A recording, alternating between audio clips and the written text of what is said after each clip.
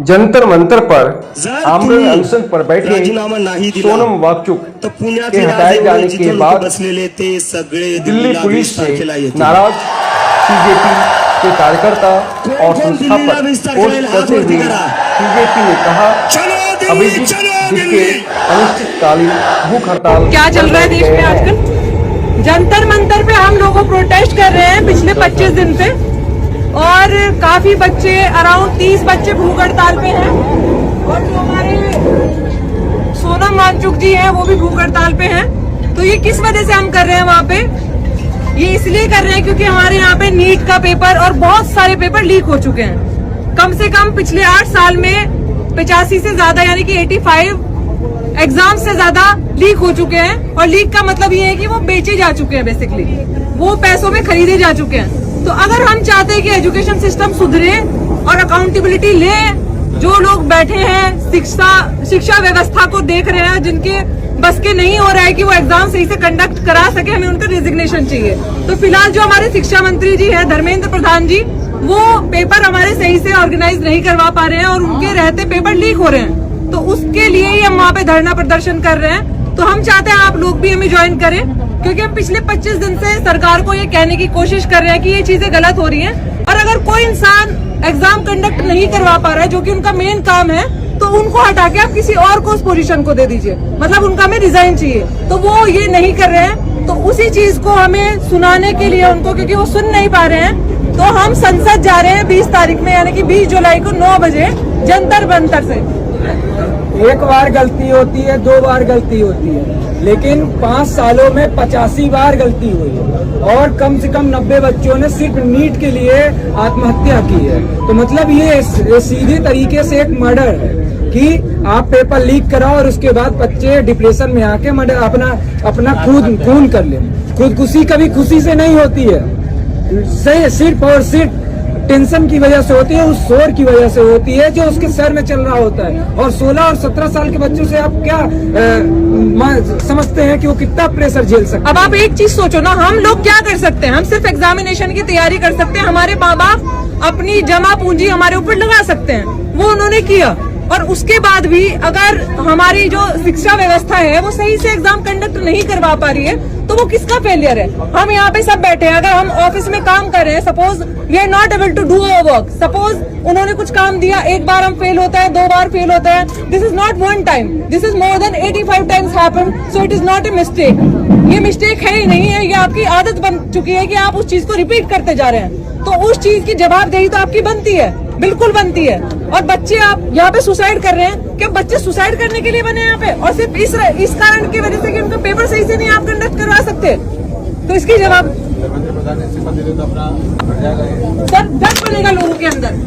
जैसे for example मैं हूँ, बहुत छोटी डिमांड है वो, सर बिल्कुल सही है, इतनी सी बात के लिए घुमा रहे हैं, उसको लग रहा है बहुत इतनी छोटी सी बात है उनके लिए, लेकिन उसके लिए उन्होंने इतना माहौल बना दिया है कि वो भी मानने रहे हैं। हमारा डिमांड बहुत कम है। ये जो डिमांड है सर, ये शुरुआत है सर।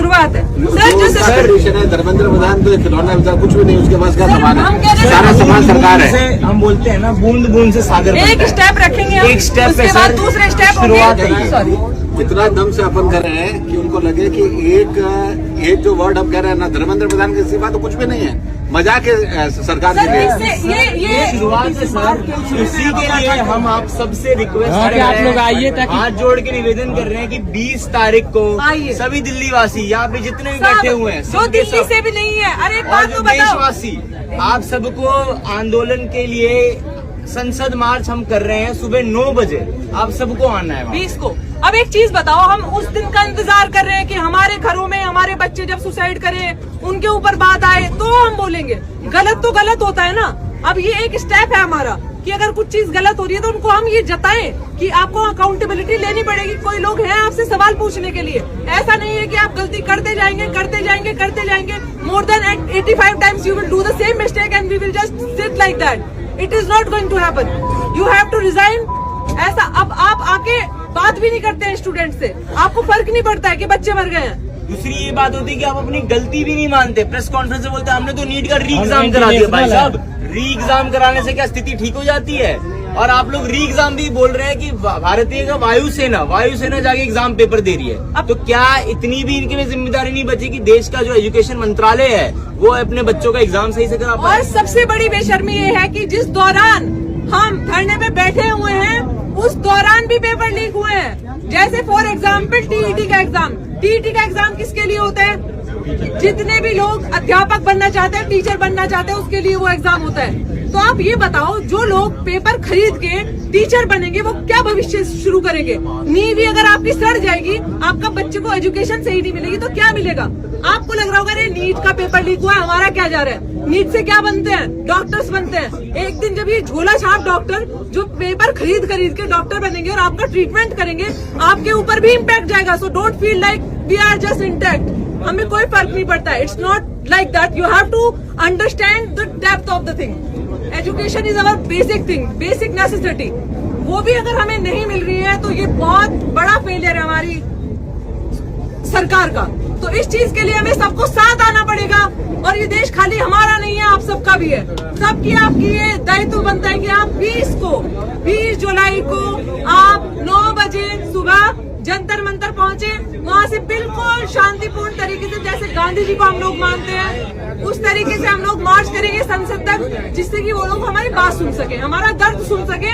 शायद उनको अभी सुना ही नहीं दे रहा है। तो प्लीज आए। और वहाँ पे बहुत लोग हैं, छोटे छोटे बच्चे से लेके 6 साल के बच्चे से लेके वहाँ 85 साल 105 साल के बूढ़े तक भी आ रहे हैं, जिनको देश की चिंता है। तो प्लीज आइए वहाँ पे। और ये बात आप लोग समझ लीजिए, अगर हमने आज हम सब बैठ के एक साथ जुड़ के अगर आज हम नहीं खड़े हुए तो याद रखना आपके लिए ना मीडिया खड़ा है, ना व्यवस्था खड़ी है, ना कोई खड़ा है। आप लोग के लिए आप स्वयं खड़े हैं, कोई और बचाने वाला नहीं आने वाला। सही में आई एम मुकेश कुमार ठाकुर, हम जानते होंगे। आइए सर, आप भी आइए। आप जैसे क्रांतिकारी चाहिए वहाँ पे। जिस देश में मैं पहले ही बोला कि जहाँ सरस्वती के मंदिर में धन का निवेश किया जाए वहाँ आपको शिक्षा मिलेगा। नहीं, बिल्कुल सिस्टम और सस्ता किया खराब हो जाएगा और बिल्कुल हमारा एजुकेशन सिस्टम बिक चुका है। आज नीट हुआ, कल बीएड होगा, कल डीएलएड होगा, सब होगा, सब लीक होगा, गारंटी होगा। लाइए स्टैम्प पेपर पर हम लिखते हैं। कौन लिख करेगा? लीक हो रहा है सब पेपर। बात है, उसमें इतनी तानाशाही हो रही है। अब आप कौन से परीक्षा लीक नहीं हो रहा? कौन सा 12वीं वाला बच्चा परेशान दुखद है? सबसे बड़ी ये चीज है। ग्रेजुएट परेशान है, मास्टर्स के बाद वो परेशान है। मतलब होता है क्या? हमारे बाबा स्नातक बोलते हैं। हमारे बाबा ने उस समय जब ग्रेजुएशन किए थे, पूरा बजा 20 तारीख को आ जाना। होना चाहिए भारत सरकार के पास। आपका फेलियर है यार ये। अगर more than 85 times in last 8 years paper leaked, तो who is accountability it is?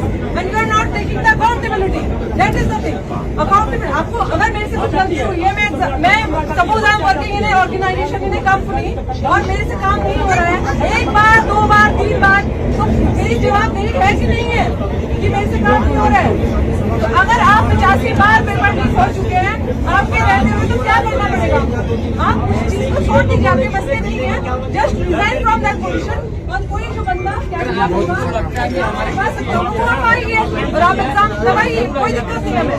तो हम रिजाइन मांग रहे हैं उनका, और उसी के लिए हम 20 जुलाई को सुबह 9 बजे जंतर मंतर से चलेंगे और संसद की तरफ हम चलेंगे बहुत शांतिपूर्ण।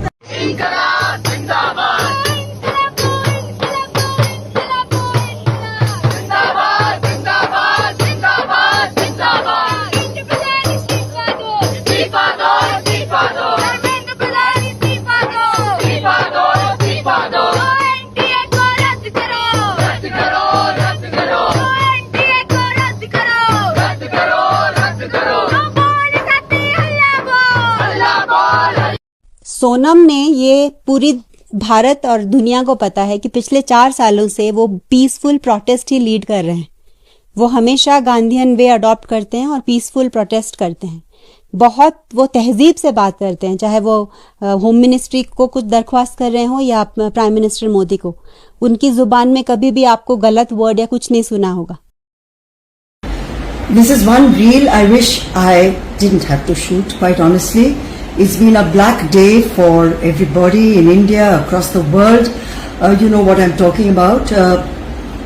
A man, highly respected, highly awarded, a social activist, is resorting to the kind of protest that only those with a very evolved sense of principles and an evolved sense of what they believe in, that they are ready to die for it. Sonam Wangchuk has lost 9 kgs from the time he started his protest. But are we such a cruel country, so callous, so indifferent, that the government is ignoring a man who could possibly leave us in the next few hours, maybe 24 hours?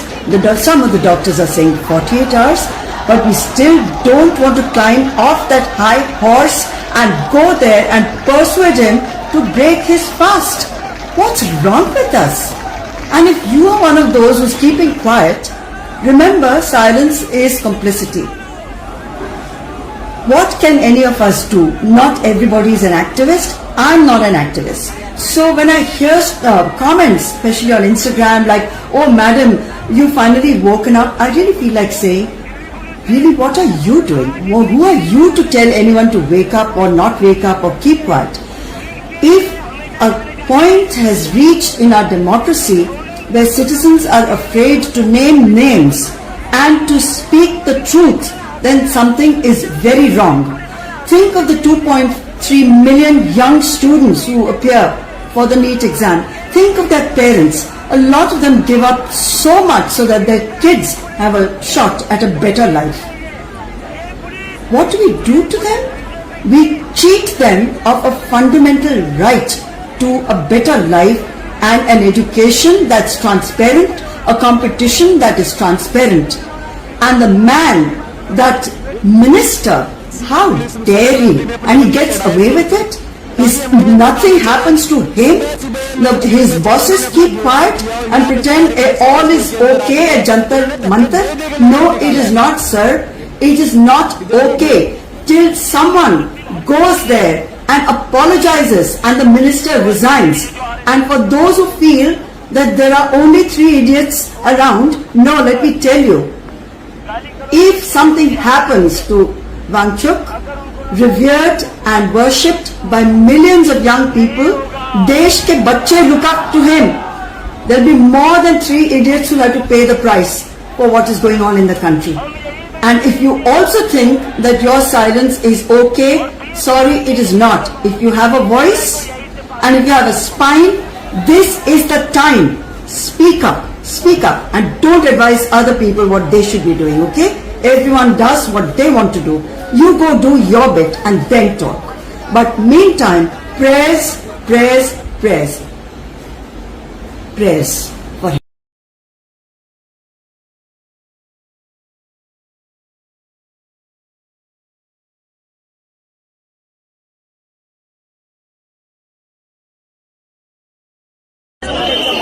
हमें धर्मेंद्र प्रधान का इस्तीफा नहीं चाहिए, हमें अब मोदी का इस्तीफा चाहिए, क्योंकि आप गद्दी पे बैठने लायक नहीं है। हिम्मत कैसे हो गई सोनम सर को इस तरीके से घसीट के ले जाने की?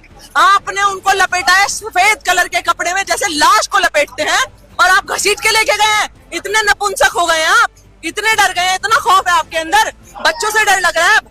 पहले आप हमको बी टीम बताते हैं, हम यहाँ शांतिपूर्ण तरीके से सारे बैठ के अनशन पे बैठे हैं। 30 बच्चे वहाँ बैठे, वो बूढ़ा आदमी बेचारा जिसकी हड्डियां दिखने लगी है, जिसके पैर कप आ रहे हैं, उससे खौफ है आपको। ले गए आप, उसको लपेट के ले गए, और जो बच्चे वहाँ उनको बचाने के लिए आपने क्या किया? उनको मारा, पीटा। आप तो हिटलर से भी आगे के निकले हो। अगर हमारे देश में पहले अंग्रेज थे तो हमें ये था बाहर के लोग हैं, इनको इनसे बचाना है अपना देश। तुम तो घर में बैठे हुए गद्दार हो, इतने बड़े गद्दार हो कि आपको अपने ऊपर शर्म आनी चाहिए। लानत है आपके ऊपर कि आप इस तरीके से धोखे से उनको उठा के लेके गए हो। आपने पुलिस वाले भेजे हैं सिविल ड्रेस में,